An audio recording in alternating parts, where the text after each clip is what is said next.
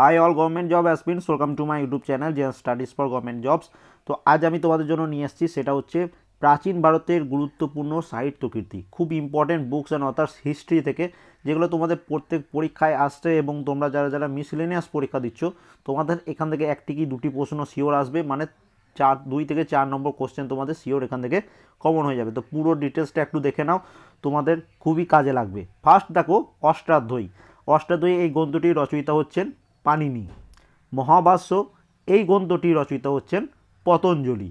Third দেখো, third অর্থশাস্ত্র। অর্থশাস্ত্র তোমরা সবাই জানো, এটির রচয়িতা হচ্ছেন কৌটিল্য। বুদ্ধচরিত খুব ইম্পর্টেন্ট তোমাদের পরীক্ষার জন্য, সেটা হচ্ছে অশ্ব ঘোষ, খুব ইম্পর্টেন্ট। দেখবে তোমরা হিস্ট্রি যে কোনো পিএসসির পরীক্ষা নাও, সেই সব পরীক্ষায় এই প্রশ্নগুলো রিপিট হয়েছে। রত্নাবলী, নাগানন্দ এবং প্রিয়দর্শিকা এই তিনটি গ্রন্থের রচয়িতা হচ্ছেন হর্ষবর্ধন। গীত গোবিন্দ আমরা জানি পিএসসির ফেভারিট প্রশ্ন, এটা কার লেখা? মহাকবি জয়দেবের।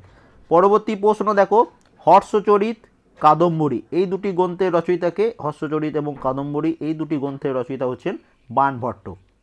চরক সংহিতা এই গ্রন্থটির রচয়িতা হচ্ছেন চরক। পরবর্তী দেখো পঞ্চরত্ন। পঞ্চরত্নের রচয়িতা হচ্ছেন বিষ্ণু শর্মা। রামচরিতের রচয়িতা হচ্ছেন সন্ধ্যাকর নন্দী এবং রামচরিত মানসেরও রচয়িতা হচ্ছেন তুলসীদাস। তাই এই দুটোর মধ্যে কনফিউজ হবে না, রামচরিতের রচয়িতা হচ্ছে সন্ধ্যাকর নন্দী এবং রামচরিত মানসের রচয়িতা হচ্ছেন তুলসীদাস।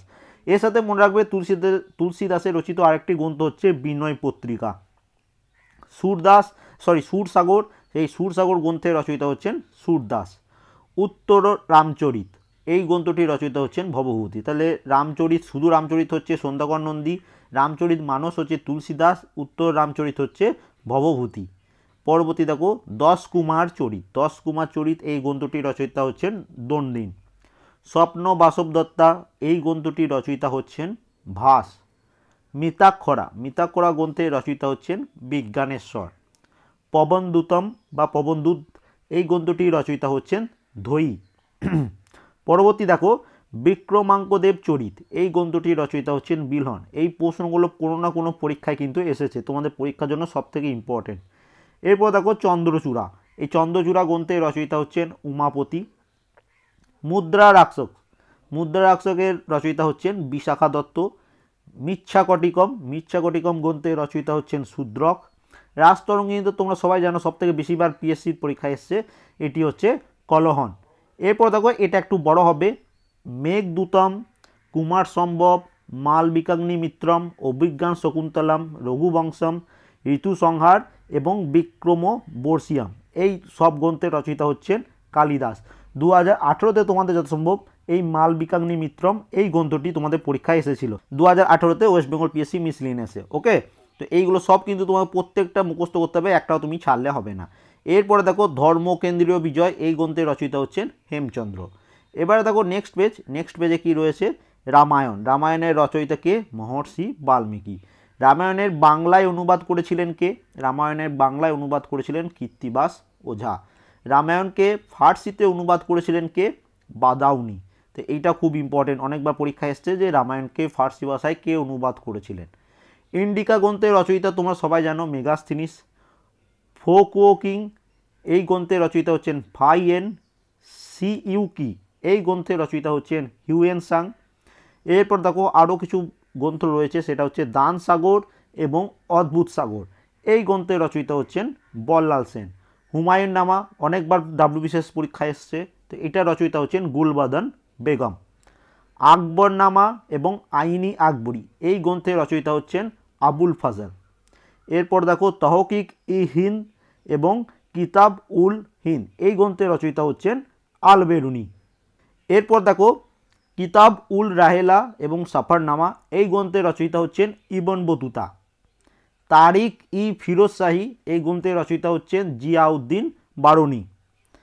তুগলকনামা এবং কিরান উদ সাদিন এই গ্রন্থের রচয়িতা হচ্ছেন আমির খসরু। খুব ইম্পর্টেন্ট, এই দুটো পরীক্ষায় কিন্তু এসেছে।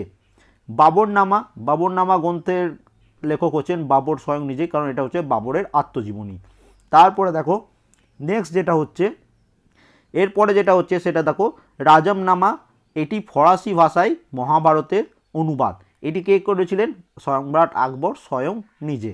তাহলে যদি প্রশ্ন আসে রাজমনামা গ্রন্থের রচয়িতাকে, তখন অ্যান্সার কী হচ্ছে আকবর, এবং এটি ফরাসি ভাষায় মহাভারতের অনুবাদ।